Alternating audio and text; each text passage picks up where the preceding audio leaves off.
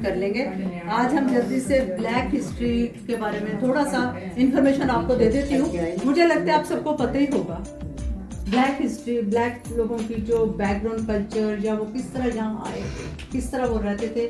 तो थोड़ा सा याद तो होता है, लेकिन जब हम चीज़ें यूज नहीं करते, रेगुलर हम पढ़ते नहीं, तो हमारे माइंड से स्लिप हो जाती है। तो वही हम रिफ्रेश अवर मेमोरीज, थोड़ा सा बैकग्राउंड हिस्ट्री बता देती हूँ।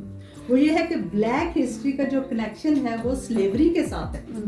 ह्यूमन स्लेवरी, ह्यूमन ट्रेड थी उनकी। इंसानों को वो एज ए कमोडिटी समझते थे, जैसे हम सब्जी, दालें या कोई ऑब्जेक्ट, फर्नीचर वगैरह, उसकी सेल लगती है या उसको खरीद के फरोख्त करते हैं, सेल और बाइंग करते हैं।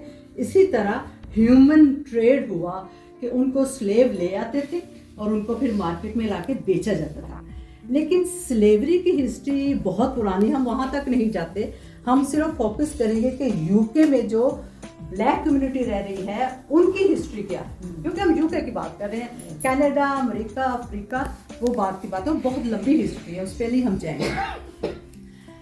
ये जो स्लेवरी का वर्ड है, एक स्लेवरी, एक नौकर होना, गुलाम होना, itself is a hateful word है, ह्यूमैनिटी की इंसल्ट है, ठीक है ना। ये क्रूअलिटी, क्रूअल लोग करते हैं, किसी को मुलाजम बना लेना और उसको फिर मुलाजम होना एक और चीज़ है, फिर उसको तंग करना, जानवरों की तरह सलूक करना, वो ये हो रहा था ब्लैक कम्युनिटी के साथ इस मुल्क में। तो अगर हम बात करते हैं इंडो पाक सब कॉन्टिनेंट की, तो उसमें जो ब्रिटिश ने राज किया, उनको पता है 100 ईयर उन्होंने हमें सर्व किया है, और उन्होंने जो लोग थे, जो सिटीजन थे, उनको एक सब्जेक्ट बना के रखा हुआ था, एक रियाया बनाई हुई थी। जैसे वो हुक्म चलाते थे, वो चाहते थे कि वो वैसे ही हम लोग करें। हमने किया था इंडिपेंडेंस डे पे वो प्रोग्राम, आपको याद होगा कि किस तरह हमने आज़ादी ली थी गोरों की।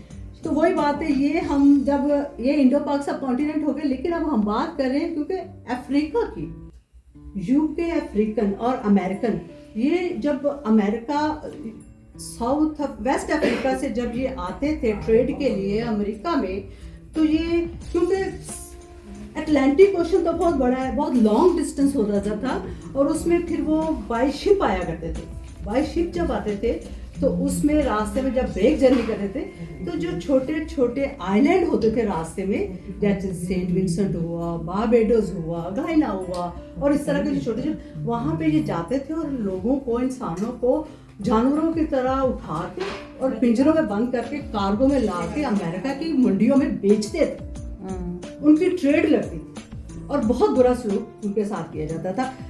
तो ये स्लेवरी को आहिस्ता आहिस्ता, जैसे इंडो पाक खत्म हुआ, गोरों का राज एंड हुआ, तो ये जो किडनैपिंग थी वो थोड़ी सी लोगों को अवेयरनेस होनी शुरू हुई कि ये कैसे हुआ। और 1916-17 में फिर अफ्रीकन कॉन्टिनेंट ने ये जो हंटिंग थी उसको ख़त्म करने का सोचा। देखो, कोई भी कोई मूवमेंट स्टार्ट होती है वो एकदम से स्टार्ट नहीं होती, उसको काफ़ी साल लग जाते हैं, काफ़ी टाइम लग जाता है कि उसको वो किस तरह ख़त्म किया जाए। तो हुआ ये कि ये जब मंडियों में इन्होंने बेचना शुरू किया, और यूरोप में भी इसी तरह ट्रेड होती थी, फ्रांस, इटली, और हमारे यूरोप में, फ्रांस में, इटली में ये भी ट्रेड ऐसे स्लेवरी की होती थी।